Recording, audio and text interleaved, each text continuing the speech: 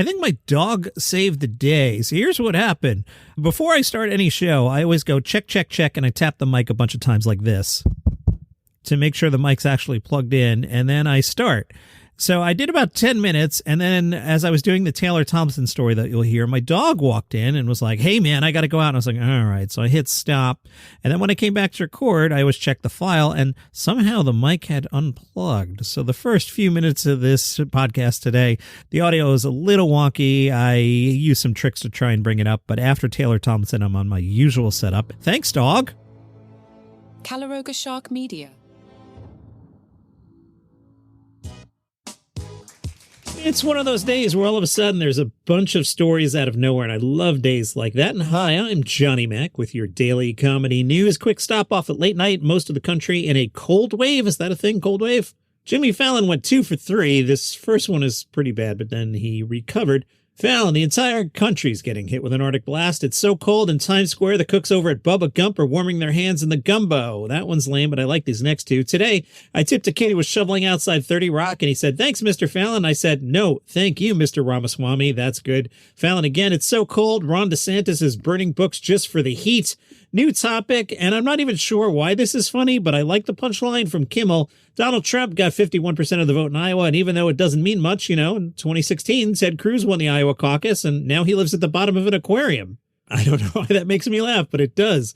Jason Sudekis went on Twitter, and he started liking tweets calling him a loser during the Emmys. Some of those tweets, the bear sweeping at Jason Sudekis, you're done. One simply called him loser. Another asked, how could Apple TV and Jason Sudekis screw this up so bad? Another, remember, you're not getting nothing, Jason Sudekis.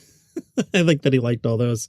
So it looks like Lorne Michaels is floating his successor. Saw a couple tweets about it, and Variety picked up on it. Lorne Michaels, who's got to be upset that SNL didn't win any Emmys. This kind of reminds me of, say a Bill Belichick that had this awesome career and the last couple of years haven't gone as well. I'm sure Lorne is going to really want to make sure the 50th season is awesome. The 49th season has been, last season was terrible. Anyway, who will succeed Lorne Michaels when he retires? Lorne said, it could easily be Tina Fey, meaning it's Tina Fey. It could easily be Tina Fey, but there are a lot of people out there, Tina's brilliant and great at everything. She's a very important person in my life. My take, she's the right choice.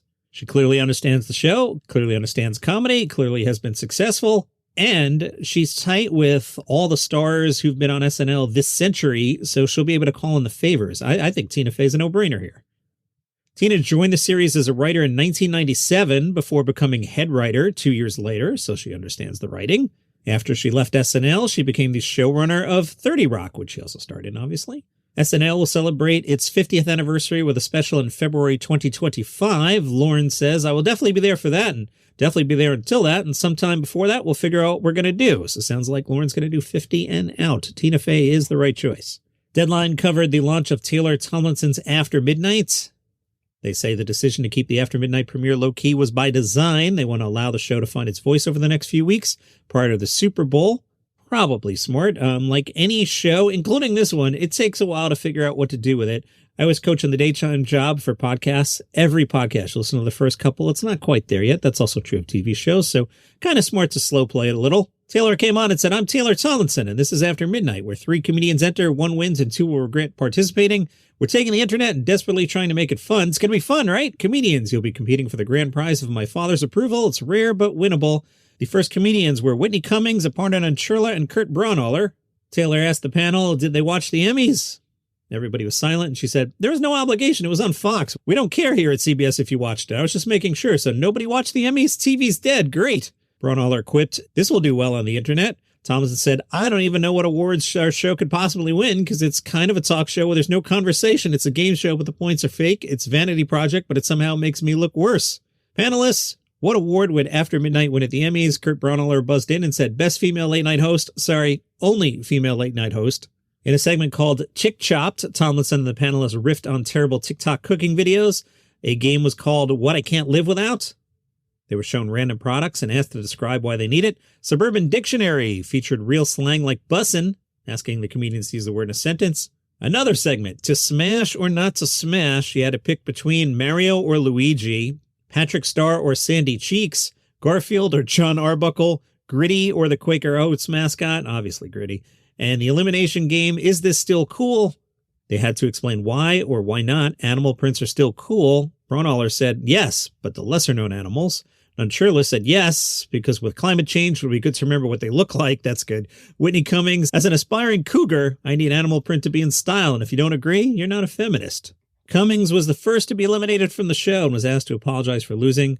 In a segment called For the Win, Braunohler and Nunchurla were asked to create new holidays. The audience voted on the winner. Braunohler said, today is Harbor Day, a celebration of America's harbors. The parking lots of the sea, that's Harbor Day, not Arbor Day. Everybody knows what a tree is. So why doesn't Arbor Day just shut the F up and go with Tree Day? Sincerely, Harbor Day. Aparna Nunchurla said, Ashley Wednesday. It's Ash Wednesday for girls with bangs. Nunchurla won. I like that one. Deadline says it was a bit of a slow start as they were feeling the room. Then everyone got more punchy and edgy, letting the bleeps start flying. That's an interesting note, but I have to assume they did test shows, right? They probably recorded a bunch of these. And the booking, falling off a cliff already. Wednesday, Paul F. Tompkins, Sophie Buttle, and Carl Tart. I'm unfamiliar with Carl Tart. Wikipedia tells me he's an American actor, writer, and comedian, best known for being a featured player on the 2016 Fox sketch show Party Over Here. That's show number 2. Tonight's guests, Max Greenfield, Ike Barinholtz, and Robbie Hoffman. You know Max Greenfield from Veronica Mars and Ugly Betty. You know Ike from roles like Eastbound and Down and The Mindy Project. And you know Robbie Hoffman, quote, American-Canadian writer, comedian, and talk show host. Robbie's known for her work on The Chris Gethard Show. That's show 3. I feel bad for the bookers. And now I'm on the proper mic. John Oliver spoke to Deadline about his relationship with fellow late-night hosts Stephen Colbert, Jimmy Fallon, Jimmy Kimmel, and Seth Meyers. They all hosted Strikeforce 5 together. Oliver said, honestly, the dynamic had less to do with the podcast and more to do with the fact that the strike was so stressful. It was nice to be able to actually lean on each other a little bit. Not even necessarily anything to do with the podcast, just talking to each other regularly on Zoom. John talked about back in 2008 when the late-night shows returned on the air one by one. It was so fractured because the hosts hated each other. And it was really helpful to be able to just lean on each other during that difficult time. The most useful thing, being able before and during the strike to constantly be in contact with each other and make sure that we were all on the same page and we could keep the shows off the air. For that, it was massively useful. Oliver was asked, did his American counterparts use the text chain to congratulate John on his latest Emmy wins? He said, of course. How does he feel about SNL being in their category and beating them? He said, I don't think of it that way. It just feels so weird to be at these events anyway. The whole thing just feels very confusing. TMZ found John Oliver and they asked him about Elon Musk's recent shot at John. Elon had tweeted, because it's called Twitter, Elon, about John Oliver. The reason he's not very funny these days is because he's too keen to pander to wokeness, which is fundamentally a lie, whereas great humor requires revealed truth. Oliver told TMZ, I cannot possibly pretend to guess what's in that man's mind at any time. He seems wounded. He's definitely sensitive. That is a biological fact. As for wokeness, Oliver said, I don't know what that means. I don't think it could explain what that means, and I think it means nothing. I don't know literally what he's talking about. From Atlanta Black Star, TK Kirkland has called out Cedric the Entertainer for stealing jokes. Love this stuff. Cedric made headlines earlier this month after Cat Williams claimed that Cedric stole one of his jokes. Kirkland was on the Art of Dialogue podcast. He reacted to footage of late comedian Messach Taylor and Cedric the Entertainer performing the same joke. Kirkland was asked, I want you to tell me if you stole this joke or not. Kirkland said, that's stealing. He saw a bit and took it and flipped it, but he was supposed to flip it, but he did it word for word. That's called laziness. He believes it's okay to draw inspiration from other comedians as long as you change it up. He says you can take a bit and flip it to your style. I'll give an example. I can watch a football game. I can watch a basketball game and create a joke just like that. That's the ability I have. When people ask me, TK, when do you know you're a good comedian? And I know this goes over people's heads, but it's like a monk telling another guy who's teaching karate kung fu he's going to be great one day. The day you can look at a doorknob and make it hilarious, you know you're funny. If you're going to take something, at least change it to make it really you. Does that make Ced not a great comedian? Nah, it's one joke. I shared this one in the Facebook group. Paul F. Tompkins is on the Last Laugh podcast this week. And I'm going to pick away at this interview the next few days. Paul was asked, do you feel like there's a divide in this country where politically there are comedians on either side of the line? Paul said, like most things, I think that it's always been there, but it's really been stirred up by a crazy degree by social media. Because before social media, when I was coming up, there were always dudes who wanted to tell you what real comedy was. And it was always one dude with a microphone. It's club comedy, and that's the way it is. And that's the real comedy. And what we're seeing now is that it's just jacked up to 1,000. People saying a comedian's duty is to offend, and it's like, what are you effing talking about? That's not true. The idea comes from speaking truth to power, which has completely fallen by the wayside. You're pretending these people are in power, like trans people saying, hey, I'd prefer you call me this. And they're like, nope, can't let this happen. It's just bullying. You're just being a troll. You're not speaking truth to power. It's all doubling down. Like Ricky Gervais won that Golden Globe, and the clip is him talking about his previous special. That's what people are doing now. The comedy's all about me and my personality, my cult of personality. If you didn't like me saying this before, now I'm going to say more of it. And it's just going to get cheers from people because the idea is it offends someone else or it hurts someone else's feelings, and it's a drag. It's not all of comedy, but it's the comedy that gets the most attention now, which is really unfortunate. I think there's a thing where you get so wealthy that you don't like anyone telling you that you're wrong, and you have a platform, and you're going to make it all about telling people that you don't get to tell me that I'm wrong and you're worthless. And in the case of Ricky Gervais, it's such diminishing returns from The Office to now. It's a great interview with Paul.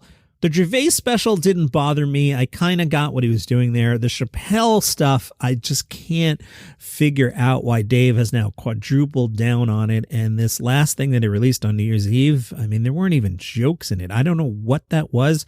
I'm guessing he owed Netflix a special and it was New Year's Eve and time to hand in the homework. I'm guessing because it was pretty subpar for Dave. But, I'm on the record. I liked Ricky's special. I thought it was pretty good.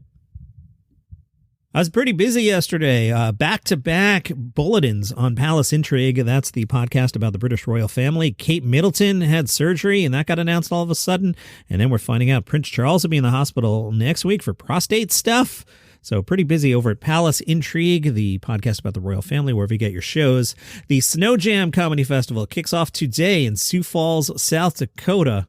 Forecast high today in Sioux Falls, 7 degrees with a low of 0. Yikes. 2 shows tonight, one of them the well-titled Frostbite Comedy at 8:30. Meanwhile, at 9 o'clock, the equally well-titled Let It Snow. Also kicking off today, San Francisco Sketchfest, which is amazing. I had the pleasure of going out there, it's over a decade ago now. Scott Thompson of Kids in the Hall said, it's just a very great festival. They take really good care of you. That is true. And there's all kinds of comedy, improv, clown shows, stand-up. It's probably the biggest, most diverse comedy show I've ever been involved in. Sidebar, I remember where we were in some theater, Mark Says Hi, the host on Sirius, and I were getting ready. Maybe we were testing equipment.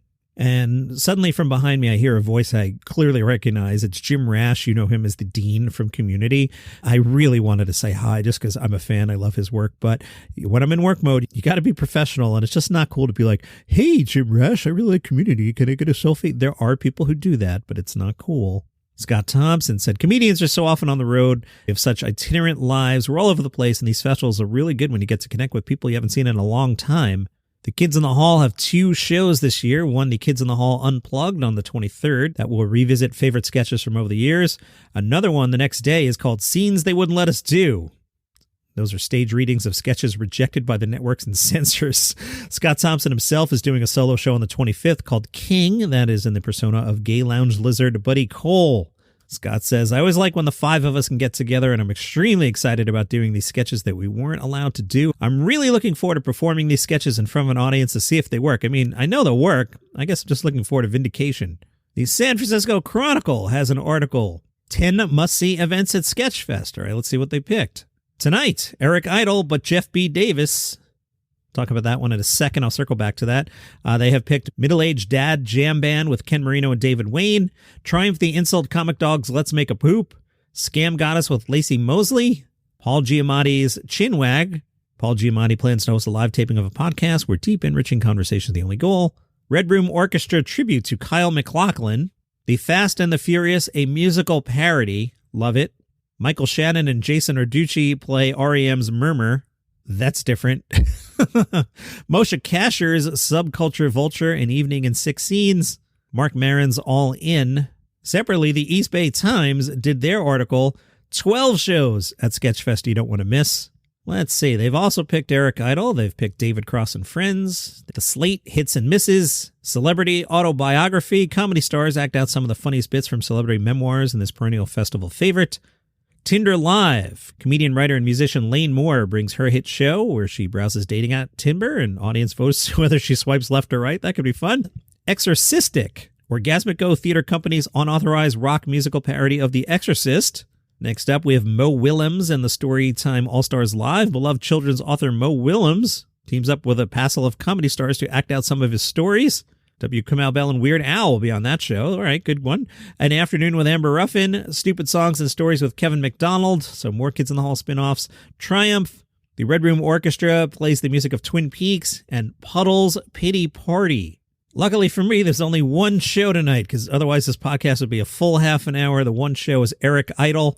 It's a show he spent 2 months working on with Jeff B. Davis. According to Eric Idle, the show will feature his favorite sketches, songs, film clips, sing-alongs, and a Python premiere. He then adds, it may be the last show I ever do.